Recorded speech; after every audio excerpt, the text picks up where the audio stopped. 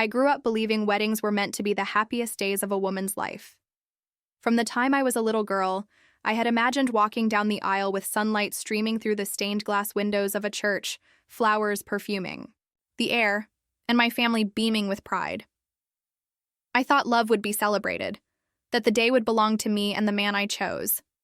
But when my wedding day finally came, none of those dreams materialized. Instead, what should have been the start of a beautiful life together became a showcase of my family's contempt, their whispers sharper than knives, and their laughter louder than the vows spoken in front of God. The church itself was small, whitewashed and humble, tucked away on the outskirts of Richmond, Virginia. Its wooden pews creaked with age, and the sunlight filtering through the arched windows fell in uneven beams across the aisle. I had chosen this place because it felt intimate, authentic, a sanctuary away from the glass towers and lavish hotels my parents were used to. I didn't want chandeliers dripping with crystals or imported marble floors. I wanted sincerity. I wanted to look into David's eyes and feel the weight of our promises, not the price tag of the venue. But as I stood at the altar holding his hand, I could feel the heavy disapproval radiating from the pews like a storm waiting to break. My dress was modest by my family's standards. It wasn't a designer gown flown in from Paris like the one my sister Julia had worn at her wedding 3 years earlier. Hers had cost nearly $20,000, a dress that had made headlines in local society pages. Mine was a $1,800 dress from a small Richmond boutique, altered by hand to fit my frame. The fabric was soft, ivory satin with lace trimming at the bodice and sleeves. To me, it was beautiful. But to them, it was evidence that I had settled for less, that I had chosen a life small enough to be clothed in simplicity rather than extravagance. My bouquet was nothing but hydrangeas, freshly cut from the garden behind David's farmhouse, tied with a satin ribbon. I loved their soft, cloud-like clusters of pale blue and white. To me, they symbolized the home we were building together, humble, rooted, yet full of quiet grace. My mother, Eleanor, made sure to whisper loudly enough for my aunt to hear, "Hydrangeas? Not even orchids or lilies? How cheap!" Every word landed like a bruise, though I kept my chin lifted and my smile steady. And then there was the man beside me, the very center of their disdain. David Whitmore. He was not a banker, a lawyer, or a surgeon. He did not dine with CEOs in Manhattan, or vacation in Europe every summer. He was a farmer. He owned acres of land outside Richmond, a modest farm with a weathered red barn, grazing cattle, and endless rows of crops. His hands bore the calluses of years of labor, and his boots often carried the dust of the fields. To my family, his very existence was an insult. As the minister spoke the words of blessing, I caught the look in my mother's eyes. Eleanor, seated at the front in a gown dripping with sequins and pearls, leaned toward my aunt and whispered with venomous sweetness, "She could have had so much more. A Whitmore farmer?"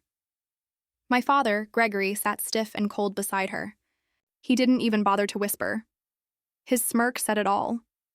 A man who had spent decades building Pierce Enterprises, a real estate empire worth over $40 million at its peak, could not comprehend how his daughter could throw herself away on someone whose wealth was measured not in glass skyscrapers but in acres of soil. Still, I clung tighter to David's hand, feeling the steadiness in his palm, the quiet strength he carried even when surrounded by ridicule. I whispered, "We'll be fine." He gave me that smile, calm, sure, unshaken, though I knew every cruel word from my family was striking him just as sharply as it struck me. The vows were spoken, the rings exchanged, and for a moment I allowed myself to feel joy. When David kissed me, I thought maybe, just maybe, love would drown out their malice. But that hope shattered before the night was over. The reception was held in a rented hall nearby.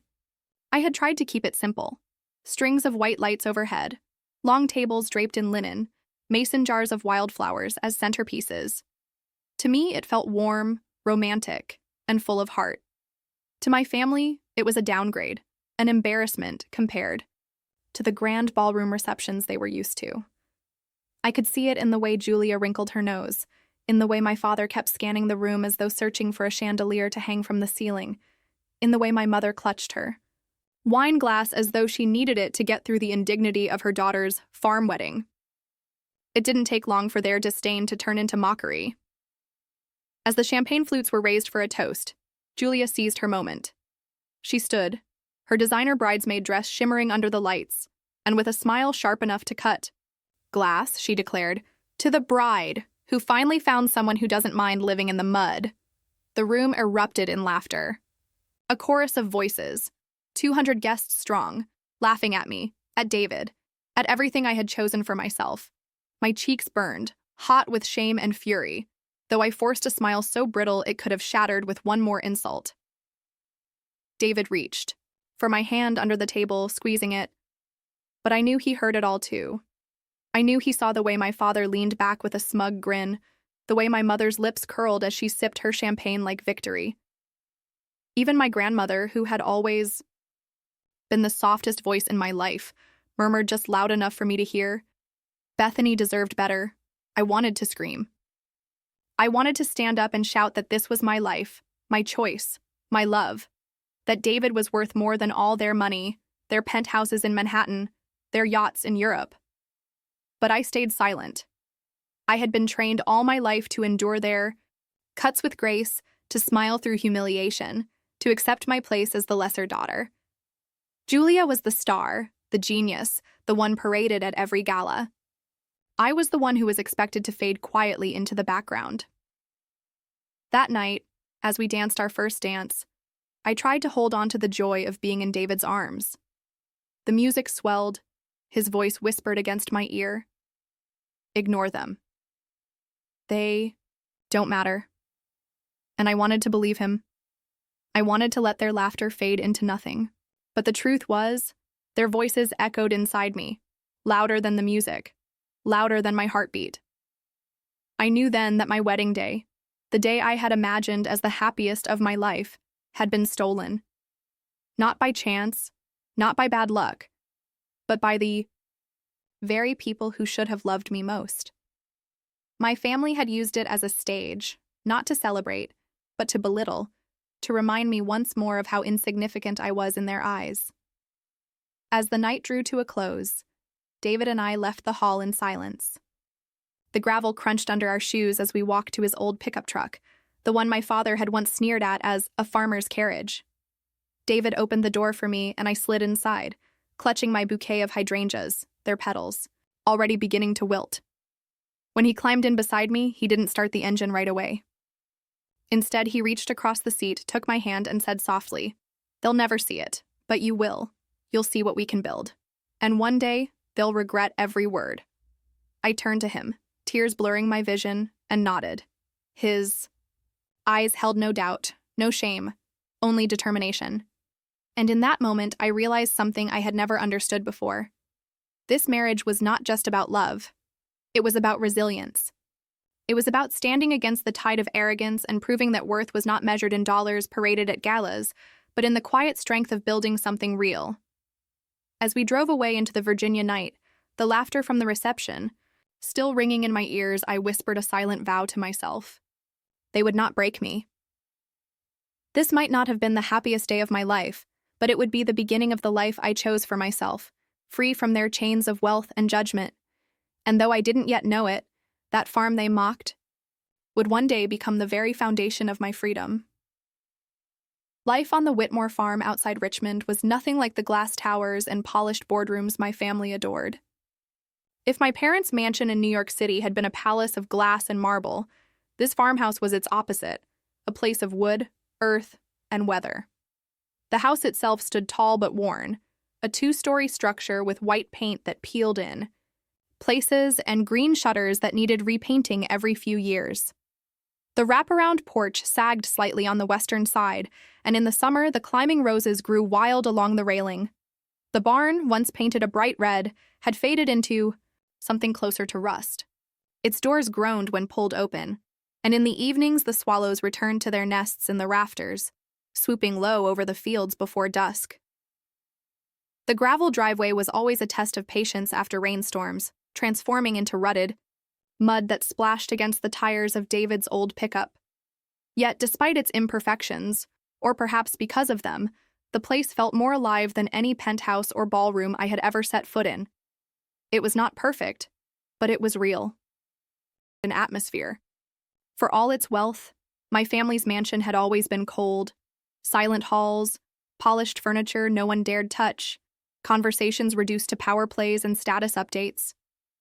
Here, in this farmhouse, warmth was everywhere. The floors creaked.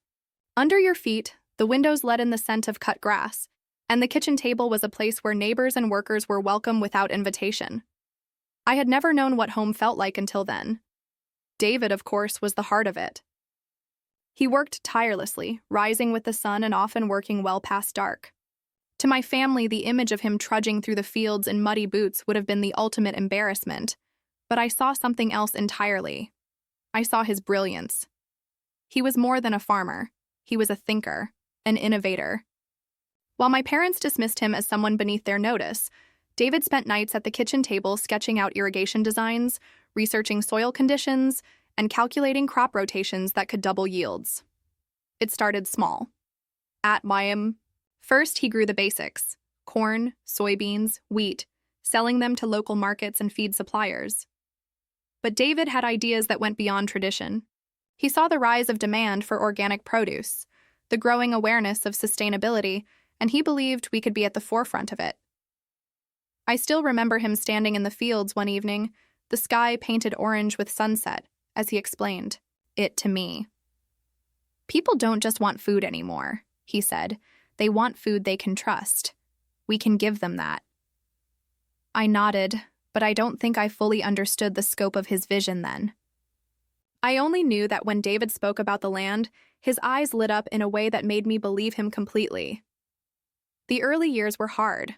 Money was tight, and though David refused to take handouts from my family, I knew he worked himself to the bone to keep us afloat. There were nights when I cooked beans and cornbread because that was all we could afford, and days when storms threatened to wipe out weeks of work. But through it all, David remained steady. And slowly, his hard work began to bear fruit. Within 5 years, the farm was no longer just a farm. It was becoming a business. David branded it Whitmore Harvest Co., and contracts began rolling in. Local restaurants wanted our organic grains and vegetables. Grocers in Richmond began stocking our produce. Soon, shipments were reaching Washington, D.C., and talks began with distributors in New England. By the time I turned 30, we had employees, trucks bearing our company name, and fields that seemed to stretch further every season. One morning, I was pouring coffee in the kitchen when David slid a stack of papers across the table.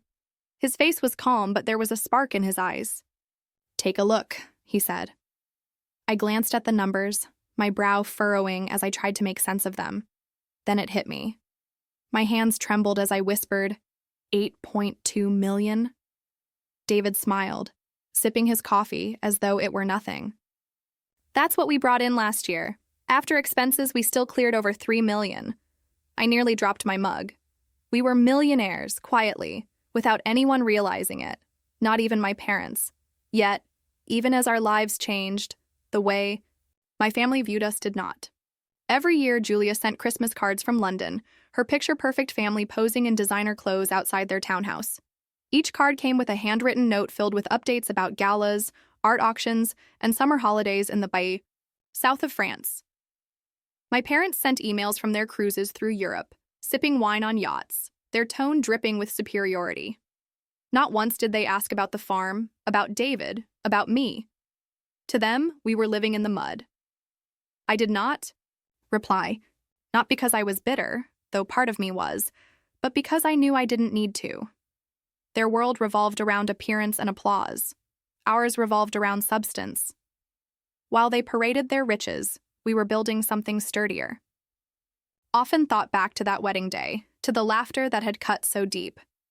They believed I had chosen a life of smallness, of insignificance. But every contract signed, every harvest loaded onto trucks, every paycheck given to one of our workers, proved otherwise. This farm, mocked as a backwater existence, was quietly growing into an empire of its own. And the irony, though I didn't yet know it, was that one day this very land they scorned would be the only thing standing strong when their world came crashing down.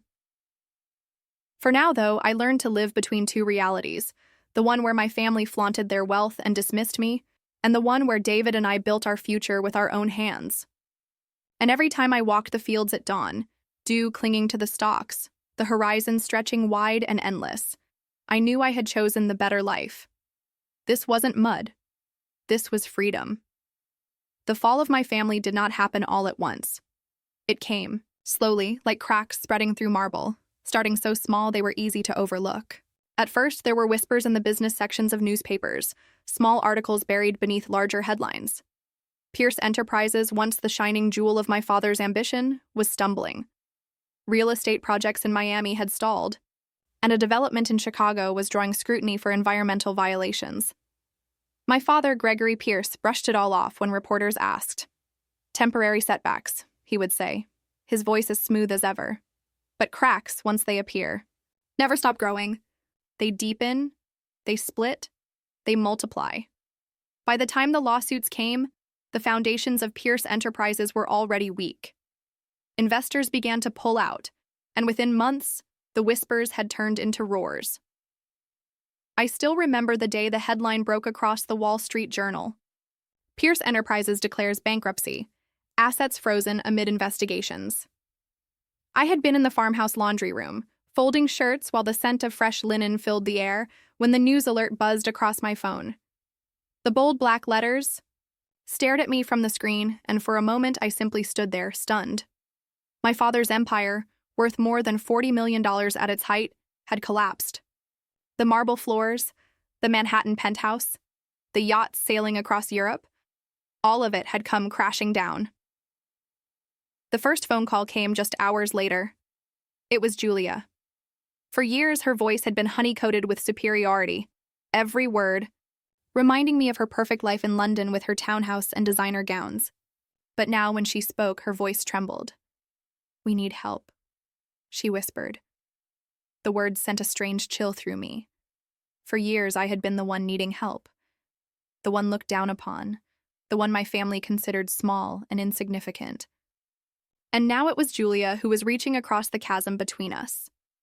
That night, I heard the crunch of tires on the gravel driveway outside the farmhouse.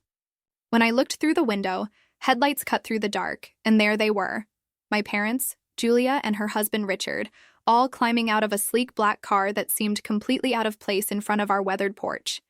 I met them at the door. My father stepped inside first, his tailored suit looking ridiculous against the backdrop of our wooden floors and faded wallpaper. My mother followed, her pearl necklace catching the light as her eyes darted around the room, clearly uncomfortable, with the simplicity of our home. Julia and Richard trailed behind, both looking like strangers stripped of their armor. It was strange seeing them here, in my space, after years of avoiding it. They had mocked it, ridiculed it, dismissed it as beneath them. And now, here they were, standing in the living room as though they had entered a foreign country. We sat around the dining table, the same scarred wooden table where David and I had eaten countless meals together. My father didn't waste time with pleasantries. "Sell the farm," he said bluntly.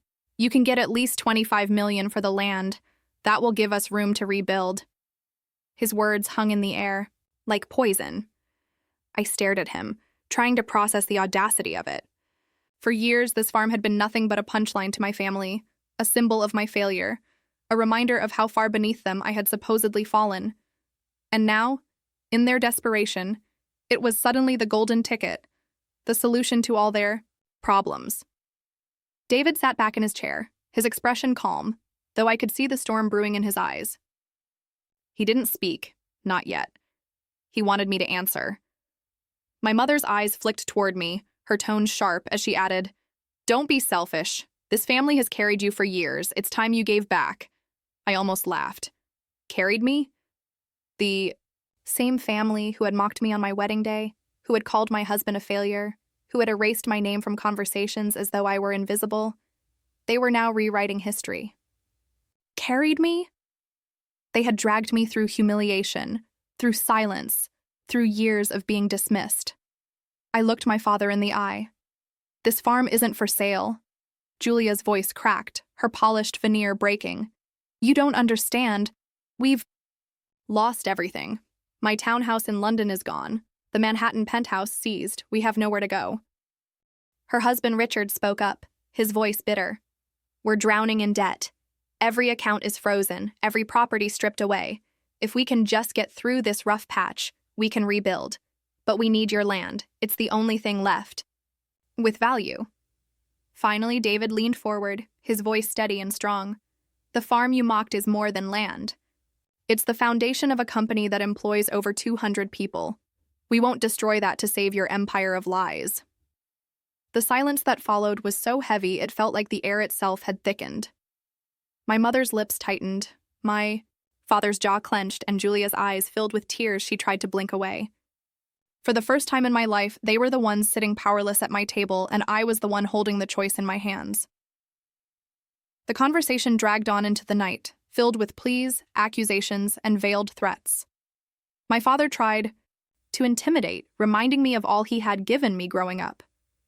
My mother resorted to guilt, her voice trembling as she insisted, "Family takes care of family." Julia begged, her hands clasped together, her voice breaking. Richard sat in sullen silence, his pride clearly as wounded as their bank accounts. But through it all, I felt something I had never felt before in their presence: power. For years, I had been the small one, the insignificant daughter, the one who never measured up. But here, in my farmhouse, with my husband by my side, I held the one thing they could not buy, could not steal, could not control. As dawn approached, I stood, my decision final. I'm sorry, but no. This farm, this company, this life, we built it without you. And we will not give it away to fix the mess you created. My father's face hardened into stone. My mother's tears slipped silently down her cheeks. Julia buried her face in her hands, and Richard muttered something under his breath, cursing the irony of it all. I walked them to the door, the morning sun breaking over the fields behind me, casting long golden rays across the land they had once mocked. My father paused on the porch, his voice breaking for the first time I had ever heard. "Please, Emily," he said, his voice almost a whisper. "Help us." I shook my head. You wanted me small. You wanted me powerless. But I am neither of those things anymore.